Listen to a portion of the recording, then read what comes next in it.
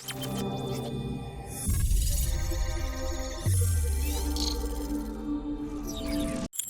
guys, welcome again to Earn Money at Home Worldwide, and right now we will have a video tutorial related dito sa ating gawang Pinoy scalper na EA. So direct na tayong pag-uusapan natin paano ba ito mag-install. So first of all, reminder lang, pwede lang kayong magkaroon nito if you are registered, dahil i-check yan ng ating creator ng ating bot kung register ka sa link namin. So you have to register in our link. Bigay mo yung MT4 number mo, and at least dapat meron yung $100 deposit. Makikita namin yan kung may deposit yan na $100 o wala. Then kung magde-deposit kayo, maglagay kayo ng mga 101 just to make sure, ha, kasi para okay yung deposit nyo. Now, once na nakapag-message kayo sa amin, within 2 to 3 days or within 1 week, ibibigay namin sa inyo yung EX file. So ano ba ang magiging itsura nun? Ganito po ang magiging itsura nun. Kung makikita nyo to, Pinoy Scalper version 2, ito yung pinaka-latest natin sa ngayon. No, yung Pinoy Scalper version 2 EX4 file po yan. Pang Expert Advisor o EA for short ng ating pang MT4, no? Na ayan ang bot na file ang tinatawag, EX4 file. So yan ang matatanggap nyo sa amin once na na-confirm namin na you are registered in our link. So make sure na kapag message kayo sa amin, screenshot or yung mismong multi-bank account number nyo. Yun lang ang kailangan. And then, screenshot na may deposit na rin yun. Then, once na na-receive namin yun, aasikasuhin and marireceive nyo tong EX4. So, anong gagawin nyo ngayon sa EX4? So, pupunta tayo ngayon guys sa ating MT4. Okay? MT4 natin. So, ito yung MT4 natin. So, una muna, okay, yan yung ating MT4. So, una muna, paano ba mag-login ito? Ngayon, kung hindi nyo pa naiintindihan ng MT4, at least guys, meron na kayong knowledge. Do your own research. O marami dyan. No? Meron din ako sa lesson 5 ng Forex tutorial ko. Pero, pinakamaganda niyan is, pasok kayo sa multi-bank nyo account. And then dito sa download MT4, pwede nyo siyang i-download. Download MT4, click nyo lang yan. Piliin nyo for mobile, pero hindi po pwede sa mobile. Wala tayong installation ng EA bot sa mobile. So dapat desktop yan or laptop. Click nyo yan and then i-download nyo ang files. So once na na-download nyo yan, ganito yung makikita nyo. Okay? Meron kayong MT4 na ganito. So now, papakita ko lang sa inyo yung in-install natin. So sa ngayon, kanina, kumita ako ng $2, pero ngayon hindi magte-trade ang bot kasi may red folder tayo sa Forex calendar, no? Possible hindi yan mag-trade. So mamaya i-discuss natin yan. So unang-una, kapag ka may MT4 na kayo, at least meron kayong template ni Gawang Pinoy. Ibibigay ko rin to. Paano ba kumuha ng template? Actually, ito yung Gawang Pinoy template natin. Pero halimbawa kasi katulad ko, dito na talaga ako nagte-technical analysis. Marunong na talaga ako dito sa MT4. Dati hindi pa. Yan. So marami akong template. Pero ang gagamitin natin template is Gawang Pinoy template, which makikita niyo yan o pwede ko rin padala sa inyo kapag minessage ko kayo. Just remind me. Pero dito sa video na to, gagawa na ako ng si Google Drive na madadownload nyo itong TPL na to. Yan ang ginagamit ni Gawang Pinoy na bot na chart template. So may chart template tayo. Now, ano pa ba yung dapat nating paano ba mag-login? Okay, doon muna tayo sa paano ba mag-login dito so punta lang kayo dito sa ating file. Pagkatapos ng file is login to trade account. Ipasok nyo lang dito, then pwede kayong mag-search niyan actually ng server. Punta ka dito sa kung XM 'to, pero may multi-bank din tayo. Actually ngayon guys, ang recommended natin is yung multi-bank. Mas maganda dito kayo pumasok sa open an account, i-scan nyo yan, then yung broker name. Pero normally, kapag ka dinownload nyo na yung isa, pero pwedeng isa lang na dinownload nyo yan sa MEX natin, papasok yan sa MEX natin. MEX Global. MEX Global is ang ating multi-bank. Yan. Kuha tayo ng isa. Check natin dito. Open an account. Yan. MEX Atlantic. Sorry. MEX Atlantic ang kukuhanin nyo. Okay? So, pero pagka nag-download na kayo, papakita natin MEX Atlantic. Kuhanin natin yon para sigurado. Ayan, meron tayong MEX Atlantic Real 4, MEX Global Financial. So, makikita nyo yan sa email nyo kung ano kayo, kung ano ang server nyo. Okay? So, meron tayong MEX Global, yan sa multi-bank. So, i-click nyo lang yan, then log in kayo. Ito kanina, dito, so kunyari sa MEX tayo, mag-login tayo sa ating multi-bank account. Next mo lang, okay, existing trade account, pasok mo yung login mo, tsaka password. Okay? So, I hope klaro yon. Or else, kung MEX na yan, kung makikita mo dito, so dalawa yung option, no? Open an account, then login to trade account. Dito, pipiliin mo yung MEX, syempre. Yan, yung MEX Real 4, kung ano man yan. Then, pasok ka na sa multi-bank account mo with the MT4. So, pwede ka na mag-trade. Just to give you a simple type, no? Dito ka talaga pwedeng mag-buy and sell sa new order. Okay? Pero hindi mo yan gagawin dahil may bot ka na siyang gagawa sa'yo. So, next natin, guys, is make sure pili ka muna ng pairs na gusto mo. Pero bago yon, install muna tayo ng Pinoy Scalper. So, ang gagawin mo lang is yung EA files natin. So, ito na. Pinoy version Scalper 2.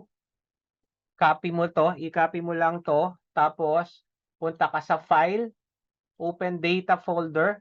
Take note yan ha. File, Open Data Folder, MQL4, then Expert. Then, i-paste mo lang dyan o i-drag mo sa kabilang folder yung Pinoy Scalper mo na i-export files. So, okay na. Na-copy mo na. Ang gagawin mo, refresh mo lang tong Expert Advisor. Then, lilitaw na dyan yung Pinoy Scalper version 2. Tapos, pili ka ngayon ng coin mo. So, sa pagpili ng coin, kung maaalala nyo, meron tayo kahapon, meron tayong 19 coins actually sa scalper. Okay, meron tayong 19 na coins. Yan. So, walang gold dyan. Pero ang recommended natin is Euro, tsaka itong NZUSD. Okay? Yan ang ating recommended. Euro, tsaka yung NZUSD natin. Okay, so now, pagka na-open nyo na yan, so NZ, i-type nyo lang dito kung hindi nyo mahanap, no? NZ card, dapat merong number sign sa dulo. Okay? Or depende yan, depende sa ano, makikita nyo naman kung ano yung sa account no ng MEX nyo o ng multi-bank nyo.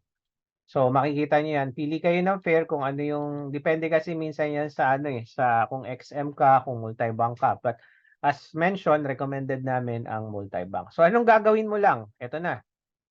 Ang gagawin mo lang, so ito na yung installan talaga natin. Dapat nasa 15 minutes ka, then Euro USD, i-drag mo lang to.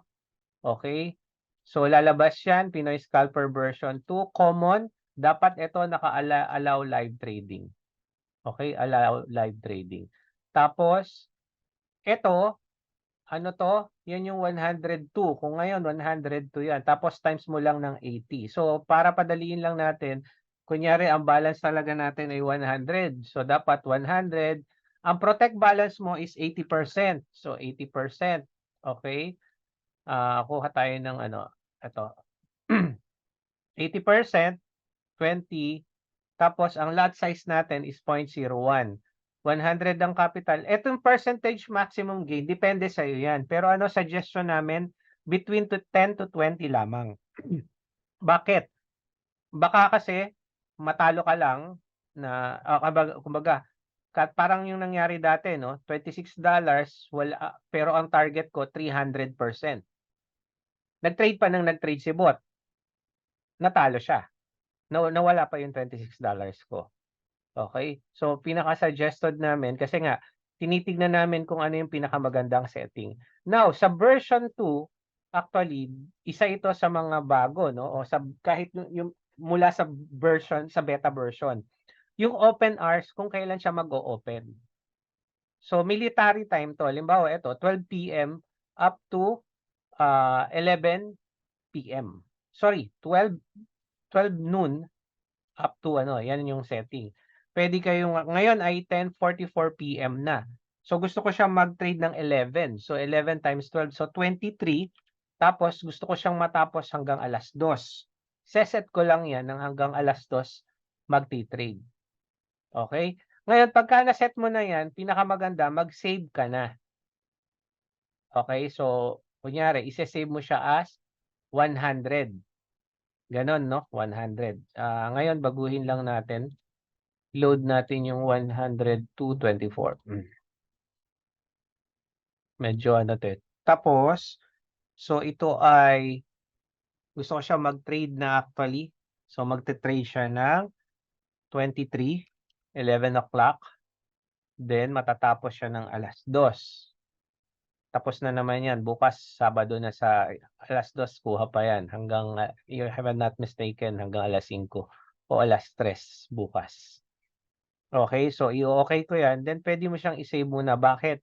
Para mamaya sa mga susunod na pair, hindi mo, ilo-load mo na lang siya. So, okay mo siya. Okay. And then, make sure naka-click tong auto trading. Then, tingnan mo kung tama, kung merong 100% working well. Yan, make sure tama yung oras. Kasi kanina, naghintay ako na naghintay, wala pang trade. So, anong gagawin ko? Pumili ako ng bago. Paano? Pagpili mo, pagka-type mo, chart window. Okay, so ganito lalabas yan guys sa chart window. Yan. So yung template ko na sinasabi kanina, gawang Pinoy template, nilagay ko dyan. Tapos nililipat ko sa 15. Okay, so pagkatapos nun, ida-drag ko lang to. Ngayon, kanina kasi nakapag-save na tayo ng setting para sa capital na 122. So load mo lang, yun. Okay, babaguhin lang natin ito. So yung time niya ay 23 hanggang alas 2 ng madaling araw. So, pwede ko na itong i-save na 22. O 102 B setting. Ako na nakakalam ng code niya. So, yun lang. So, okay ba siya? Dapat naka-smiley ito. Okay, naka-smiley yan. Tapos, ganun ulit. Drag. Tapos, load ko na yung $102 ko. So, kumita ko ng $2. Then, okay. So, naka-smiley yan. Then, meron pa tayong isa hindi na na-installan. Okay, naka-smiley yan. 102. Yan. So, okay na. So, gumagana na lahat yan. Ngayon, dapat yan working well. Lumalabas to. Per seconds talaga meron ganyan guys, no? Ngayon, kung hindi yan nakapag-trade, hindi mag-open ng trade, possible may mali sa oras. Pero, kung yan ay may error somewhere, makakakita ka ng error din. No? Ngayon, ang kagandahan yan, ihintayin nyo lang yan guys. Yung isa natin, pagka naabot niya na yung gain, magkakaroon siya ng ganito. Ayan, magkakaroon siya ng congratulations, you have reached your maximum target gain kung 20% nilagay mo. Ngayon kita mo kapagka may mga error yan, ganyan ang lalabas. So ngayon, 15 minutes, recap lang tayo, 15 minutes tayo ang gamit natin sa ating bot sa mga chart natin. So 15 minutes yan take note nyo yan. Tapos, pagka yan ay may error, yan, Pinoy Scalper, pagka naman bumaba na ng 80% yan, capital protection activated. Magsha-shutdown yan. So, kailangan balik ka uli sa dati, reinstall mo lang siya. I-drag draft mo lang siya, yung yung ating gawang Pinoy. Okay? So, yun lang guys. Kung may question kayo, PM lang. So, I hope. So, make sure lang naka-register yan under our name, o under our link. Kasi chinecheck yan ng creator kung dahil free na ito, no? For 1 year, free na ito. Kung makikita nyo, ang expiration nun sa akin is 2024. Next year, September 16. So, yan. So, sa ngayon, hindi siya gumawa pa ng trade. Kung may mali sa oras o baka naka-red calendar, PM lang kayo. Pinakamaganda niyan sa grupo natin, sa ICT SMC group. Dedicated din yon. Hoping gumawa tayo ng mas panibagong grupo na dedicated lang sa bot. Okay, tingnan natin kung pwede yun. Or kaya, gagawa tayo ng GC sa mga tanong nyo dyan. So, salamat ulit sa inyo guys. I hope klaro sa inyo itong ating lesson o itong video tutorial kung paano mag-i-install ng EA bot na ito. Kung may tanong pa, no, double check lang natin. Yun lang. Ito, i-add mo, auto trading. Ito, buti, naaalala ko. Don't forget guys, yung easyforexprostools.com, ilalagay nyo yan sa expert advisor. Okay, tools, option, easyforexprostools.com. Kung hindi yan nakalagay, magpa-pop up yan na error. Ang gagawin nyo lang, punta kayo sa tools, option, expert advisor, allow web. Tapos allow nyo lahat ng automated trading. Kahit ano dyan na pwede nyo, etong dalawa lang naka-disable. Okay? Then, sa setting naman, lagi naman allow, ano yun, sa chart, wala naman dito. Hindi na kailangan yung one click. Okay, so far, yan lang ang mga kailangan natin. Okay, so I hope klaro sa inyo. So, always check tong expert dito sa ating terminal. Kung okay siya, I'm 100% working well. Okay, so sa ngayon, kumita tayo ng $2. Kanina, ayan ang profit natin. Proof niyan, $2.24 lang ang kinita. Actually, maganda na yan. Kaysa naman kumita ka nga ng malaki tapos wala din. So, guys, we are still on beta trader, beta testing, kung ano yung magandang setting. We are also trying different settings so each user can be profitable. Do your own research. Walang sisihan. We are all trying to help each other kung paano kikita passively. Kasi kumikita na tayo sa manual trading Yan, kumikita na tayo sa manual trading. So, ito naman, pwede rin yung mga additional yung mga bot. So, kung may tanong, PM lang o punta lang kayo sa group natin. So, maraming salamat ulit sa panonood here in Earn Money at Home Worldwide. At I hope makapag-register na kayo sa link namin para magkaroon kayo ng libreng EA bot.